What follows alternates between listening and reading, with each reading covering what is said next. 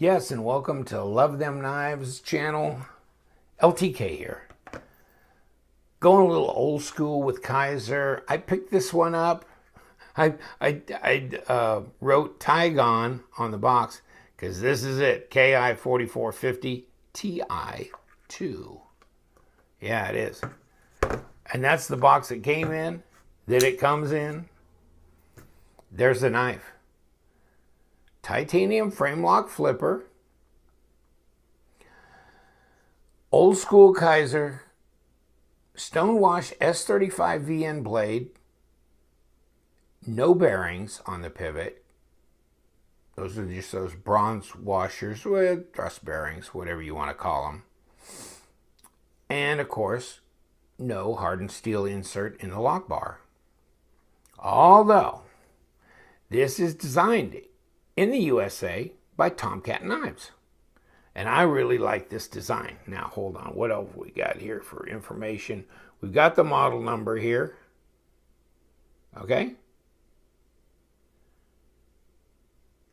Made in China, designed in the USA. S35VN blade. Got dual thumb studs that are nicely done. Got jimping on the top of the knife. You can see the blade stop. Pin. Pretty thick blade stock. Stonewash, kind of a modified sheep's foot. Or a sheep's foot. The pivot's different. This is like a number, oh God, I can't remember. This is like you put in a hex key to unscrew it. And you've got, you know, the pivot tube, and then you got the actual screw that goes in there. And you take it apart. I've taken this one apart. I had fun taking this one apart. I'm lying to you about having fun taking this one apart. I did not have fun taking this one apart. But I did. And these screws came out this side, but you got screws in both sides. So I tried starting to unscrew it. And from this one, and this one would not move, and this one, whatever. So I went back, and these all came out, no problem. But the pivot was Loctited down, and so I had to get two hex key wrenches and give her the gusto. And she finally gave up. So we got her apart, and I'm not sure that I did much good. I pulled everything because I wanted to get the washers. I wanted to wipe everything down, and I wanted to put a little bit of nano lube on both sides of the washers, reassemble it, make sure I didn't over tighten the pivot to give myself the best action I can on washers. And of course, this is a pretty doggone new knife. So, you know, as these bronze washers or thrust bearings wear, they smooth out, so you'll get better and better action. Right now, it's not the best it's gonna be, but you know, it's not bad. It's better than it was before I took it apart. Not quite. Click. There we go. So yeah, lockup's about 25%. And yeah, you kind of just really learn to give it a pretty good pull. And maybe you're actually giving it just a bit of wrist action. And you just do that subconsciously because you kind of know it's just not going to make it all the way on a push like that. But the fact that it jumps out that far is not bad considering it's not bearings. So, but you kind of just subconsciously compensate for that. And it doesn't look like you're really throwing it, but you are. You're giving it a little bit of wrist. But you know what? I decided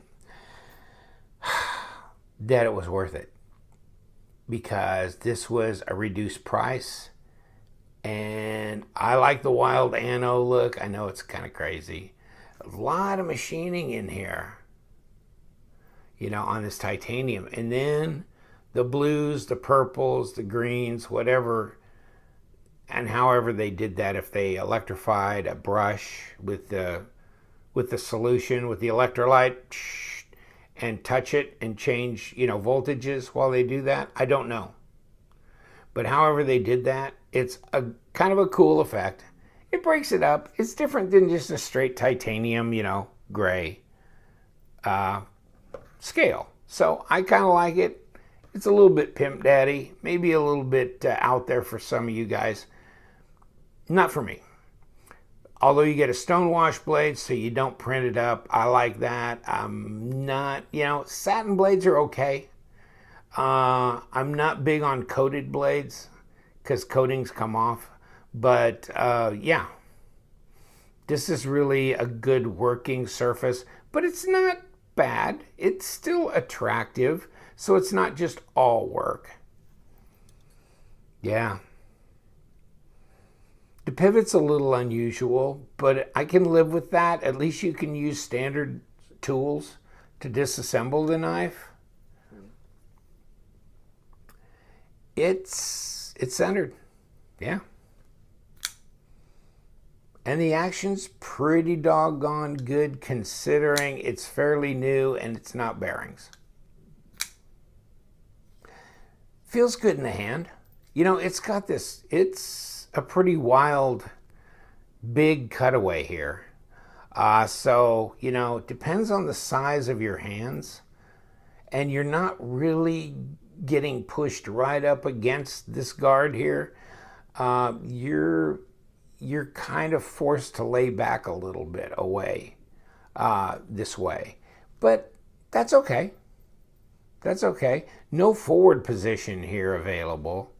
Although you do have a little bit of a choil here so you can get your sharpening, your blade sharpened. And I think that's not a problem at all. So that's pretty slick. The problem you have with all these compound grinds and recurve blades, you got to start getting some specialty stuff for your sharpening system to do those properly. This one would be just easy breezy. Yeah, substantial in the hand. You got your over travel stop way up here. Pocket clip, 2 screws there, right? Holding it pretty good. It's not real low and close to the scale. But, the tip here doesn't really, it kind of comes up, and I like them when they come up and kind of lean over, This one doesn't, but it kind of hits you right here, which is not a good place to hit you. So could that present a hot spot? I guess if you did enough cutting for long enough, it might. Right now, it really doesn't bother me, so it's not real significant.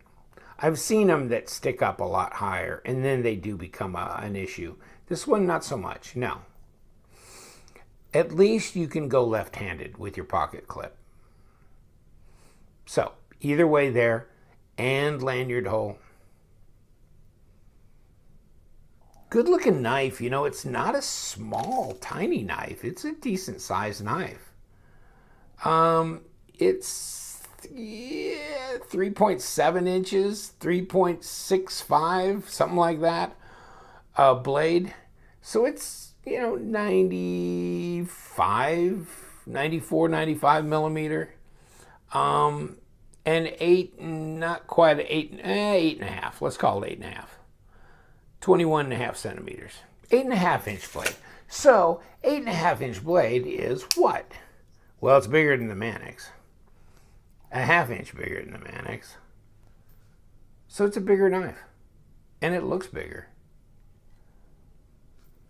So it's not a real small knife. You know what I noticed not long ago? I was messing with this knife. You have a better cutting contact patch, even though it's a flipper, and you know how the flippers get in the way, right? But really, compared to some flipper knives, which, I don't know, we'll check. Some flipper knives, where it's like that, you're just touching right here. Yeah, you're getting more contact here with your blade. So that's not bad either. So that's a little bit more useful. Easy to disengage that lock bar. And like I said, even though there's no insert in there, I've never had any lock stick on any Kizer of the old school ones that have no insert. I've never had any lock stick. If you guys have, let me know. I mean, I just never have. No matter how hard I whack it open, it just disengages. Go figure. Yeah, weird. Pass-through's very, obvious, so it's easy to disengage. Yeah, cool. You got enough standoffs? Yeah, I think so. I think we have enough. We have 3 of them, and I noticed that when I took it apart too. I mean, plenty of screws. Yes, we do. Okay, so let's check weight with our scale. 5.7 ounces. Yeah, it's not a lightweight. It's, not quite getting to 6 ounces. So 162 grams. So yeah, it's feeling it. It's feeling it. It's substantial. Yeah, you feel it in hand. I don't mind that. I kind of like to have a feel. When they're really light, to me, it equates with cheap, which it shouldn't, because you got all kinds of quality materials that can make a knife really, really light, and it shouldn't equate to cheap or flimsy. But it's just kind of the way my brain works. When it's heavier, and some knives are really crappy knives that are really heavy, and I'm going, yeah, so heaviness or lightness doesn't equate to cheap or flimsy or more substantial or quality, but it's the way my brain works. It's a little tough sometimes to get past that. But yeah, this is substantial in the hand, yet it's a good quality knife. It's a really good quality knife. Hey, let me get my Blade HQ stuff here. Tigon framelock knife. It's anodized. Yes, it is. So 3.625. What did we call it? 3.7 maybe. It's right in there. In the day, this thing MSRP'd for almost 300 bucks. So, right now it looks like this may be one of these closeout knives that I've been talking about. And that's why I've been doing a lot of this Kizer stuff recently, because I got my hands on some of these knives for a reasonably good price. And I'm checking them out and letting you know that, when a manufacturer comes and does closeouts, that may be the time to grab some of these knives. I've seen Spyderco go through that and some others. And so that's kind of when I come in, because I'm a bargain hunter. I just am. I'm the ultimate bargain hunter. 8.5 inches overall. So it's bigger than the Manix, bigger than the grip. 3.625. 3.75 inches, I guess they're saying cutting edge was 3.625. S35VN, drop point sheep's foot. Flat grind, stone wash, plain, not serrated, obviously. Right hand, left hand. Yeah, we got the weight right. Yeah. So there you go. Maybe outdoor or tactical duty. Cool. Stainless steel pocket clip, in case you wanted to know. And there's your model number. Tomcat, Tigon. Nice knife. Good looking. Showy. A little bit pimp daddy. I can live with that. In fact, that's what attracted me to the knife. Yeah, I mean, no lock rock, no blade play. So, and of course, I took it apart and readjusted it. So anyhow, I made sure of that. Good. And the more I use it, the better I'll get. All right, I'm going to let you go. Take care. Subscribe if you'd like. We got table sales here and there. We have giveaways once in a while. So stay tuned. You never know what's coming next, because you know what we do. We love them knives, so stay sharp.